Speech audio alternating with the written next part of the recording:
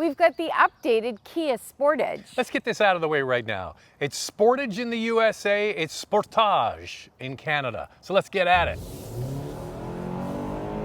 Hello. A little bit loud. Come on, Andrew, your foot's to the floor. Of course it's gonna make noise.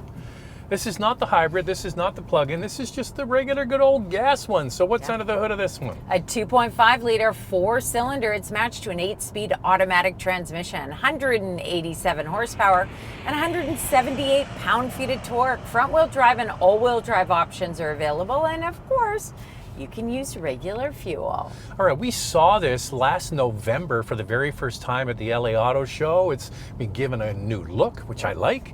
New interior, I like even more. So let's get into the key standard features. The base trim comes with a 4-inch digital driver display, a 12.3-inch touchscreen, wireless Apple Carplay and Android Auto, Kia Connect with over-the-air updates, a 6-speaker audio system, cloth upholstery, heated front seats, manual front seats with a driver's seat height adjustment, and a manual liftgate. So coming up in Questions, Coffee and Cars, we're going to talk more about the interior versus the competition. Also about why would someone buy this gas model? Yeah. I think it's probably more around price point than anything else. But getting back in this, Andrea, still pleasantly surprised every time I drive the Sportage. Yes, I think it's really designed for comfort. It has more of a refined feel, just an easy drive. Like, I can see how this would appeal to families. The lower trims have an affordable price point.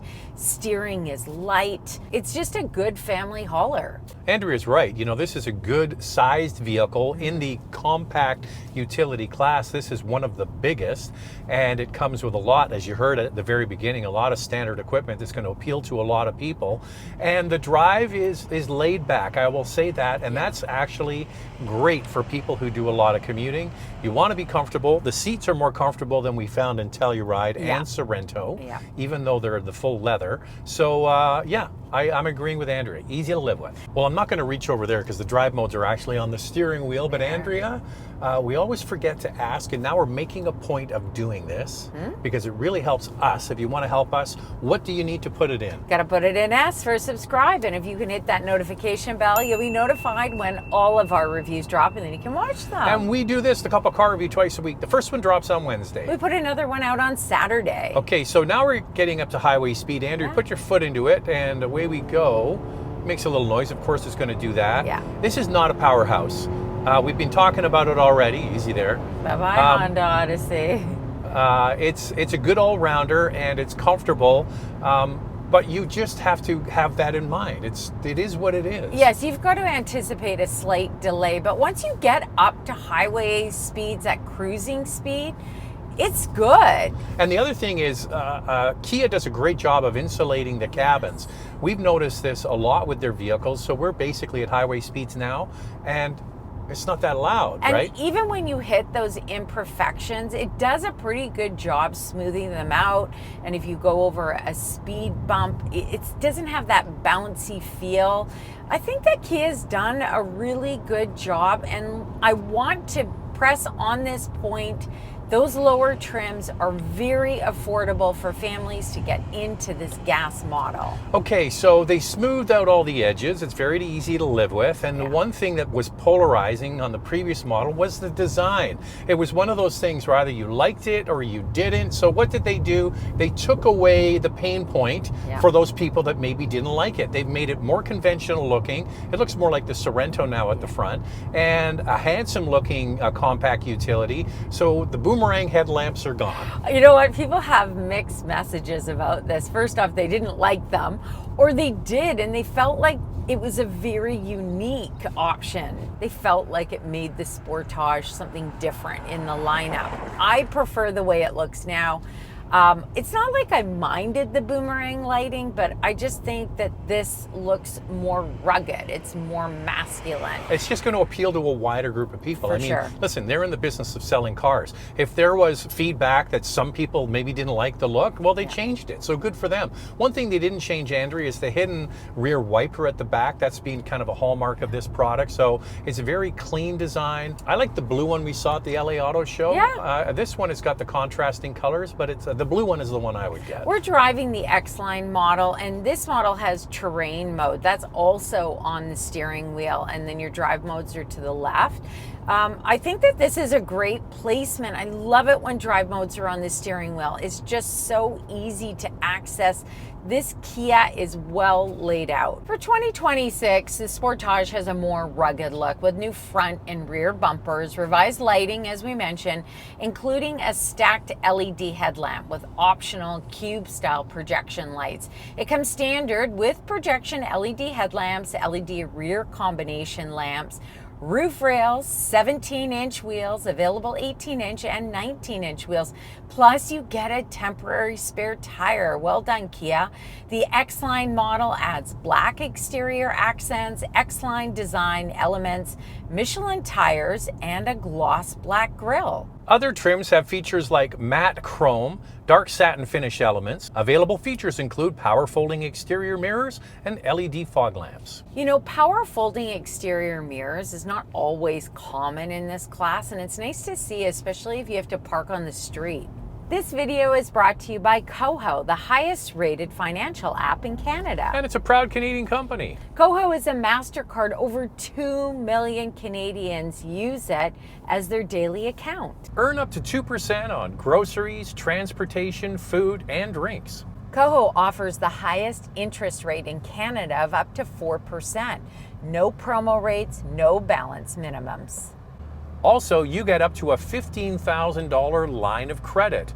Apply in minutes, receive funds quickly, and pay interest only on what you use. Koho is changing the landscape in Canada with a variety of tools and features. Koho lets you spend, save, build, and borrow. So why don't you join over 2 million other people using Canada's highest rated financial app, and you can get up to 2 months free with their everything plan. All you do is go to our link below and make sure you use the promo code MOTORKOHO. With that everything plan, you earn one of Canada's best interest rates. Get 2% cash back on groceries, transportation, and eating out. And no foreign transaction fees, and so much more. So make sure you click on the link in the description below. Well, now the exterior kind of matches the beautiful interior. I can clearly remember driving, it was the hybrid granted, with this beautiful brick color. Remember that red interior? And I was like, wow, that's how you do it. And so now the outside matches the beautiful inside, and they have updated this with some new tech, right? Yeah, new tech. There are new screens in here. Standard 12.3-inch touchscreen with wireless Apple CarPlay and Android Auto. Interestingly enough, in Canada, the digital driver display is a standard 4-inch, available 12.3-inch, but in the US, standard equipment. Yeah, but I think it's one of those little things they do, Andrea, because I remember when this sort of generation first came out, they said the US had the larger screen, but it's actually the way they measure. The screen itself is larger, but the middle part is the digital part.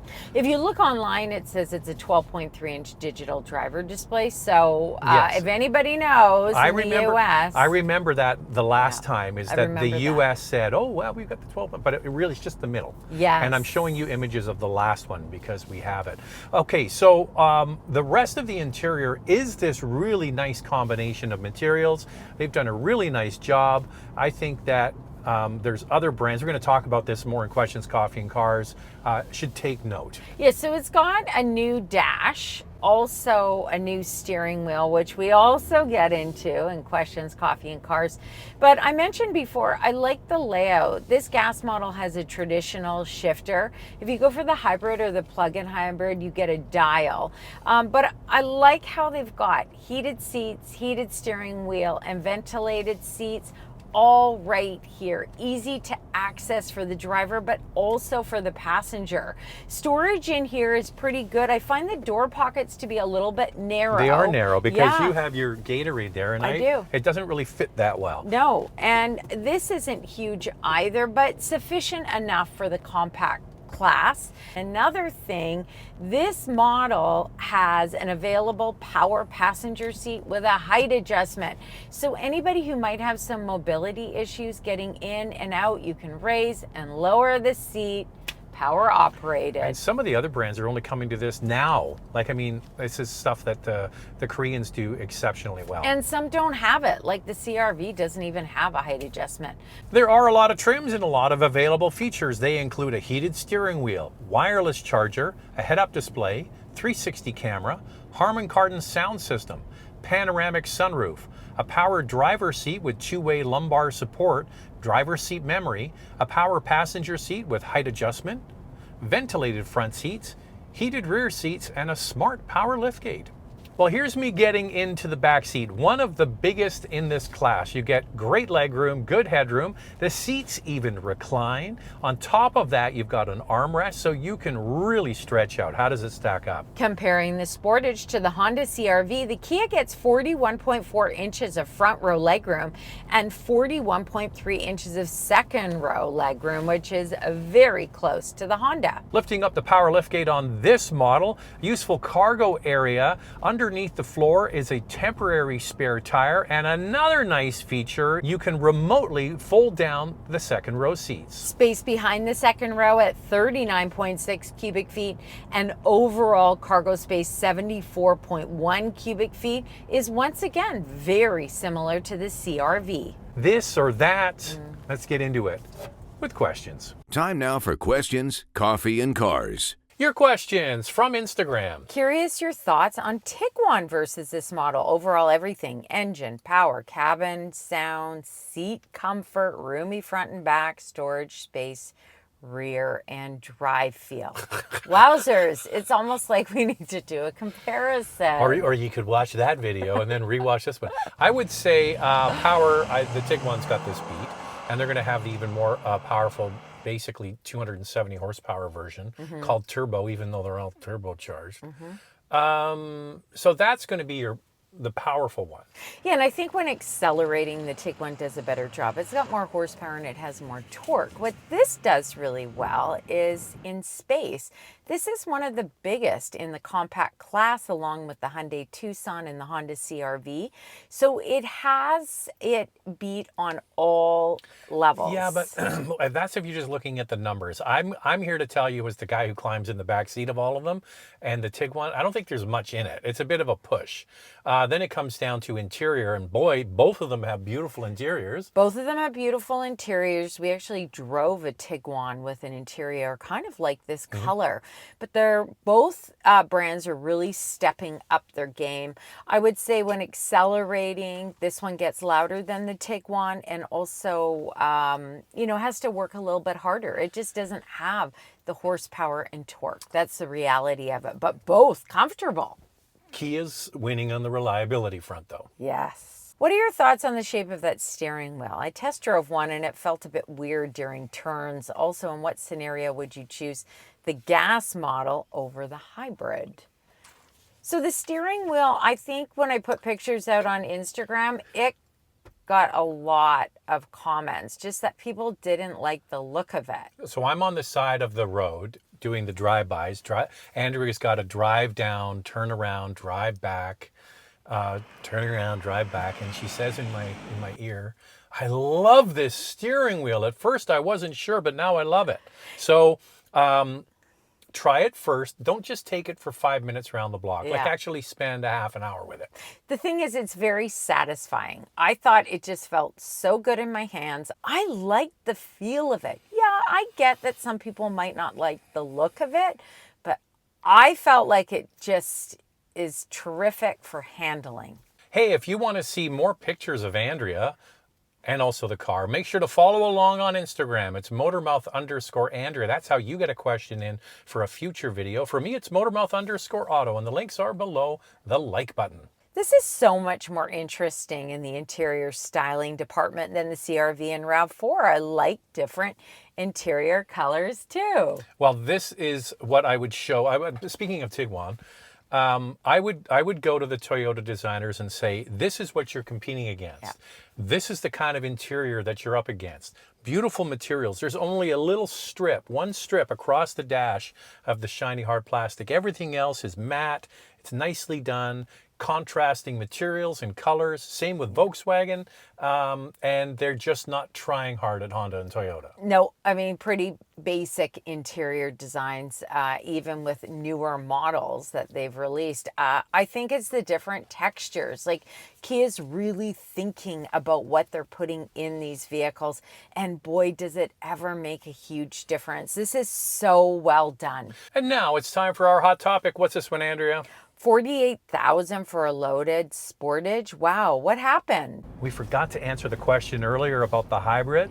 I'll tell you who will buy this car. It's a price point car, first of all, and for people who live in jurisdictions where they have lower fuel costs. They might not care about a hybrid. Say you live in Texas, you don't care about gas. It's cheap down there. And also the hybrid does have more power, so if you're looking for more power, obviously great fuel economy, that might drive you to spend just a little extra and get the hybrid. Yeah, but the top trim is like $48,000, right? You don't have to buy the top trim.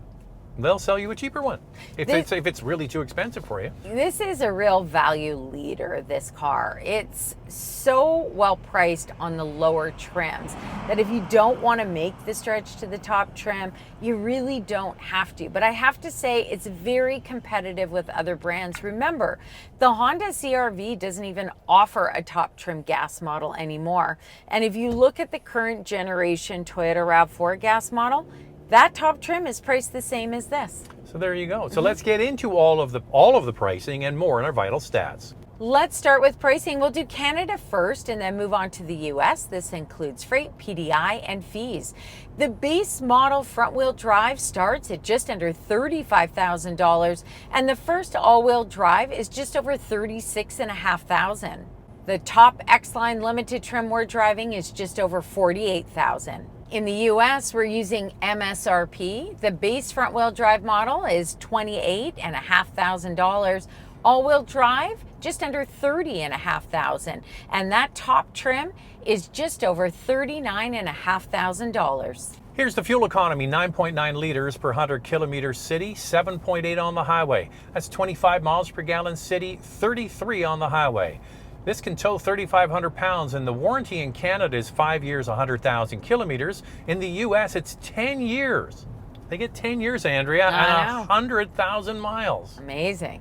All right, compact SUVs, the most ferocious category. Here's 4 to consider. For your consideration, 4 vehicles for you to consider. Up first is the Toyota RAV4 with a 2.5-liter 4-cylinder, 203 horsepower and a starting price of $37,000. The Mazda CX-5 with a 2.5-liter 4-cylinder, 187 horsepower and a starting price of over $36,000. The Honda CR-V has a 1.5-liter turbo 4-cylinder, 190 horsepower and a starting price of $40,000. The Hyundai Tucson, the cousin of this, with the same powertrain and a starting price of $37,000. So there are 4 compact SUVs for you to consider. Lightning round, 2 things we like, 2 things we'd like to see improved. I like the value this offers. I like the exterior design. I think it could use a little bit more power for passing on the highway. That's probably the only complaint is, it's adequate power, not terribly powerful, but there you go. It's the Kia, I'm going to say it, Andrea, the Sportage. Or Sportage. What do you guys think of that? Not the name, the car. All right, type below. What else do they need to do? Thanks for watching. And if you like what you see, subscribe. We'll see you next time.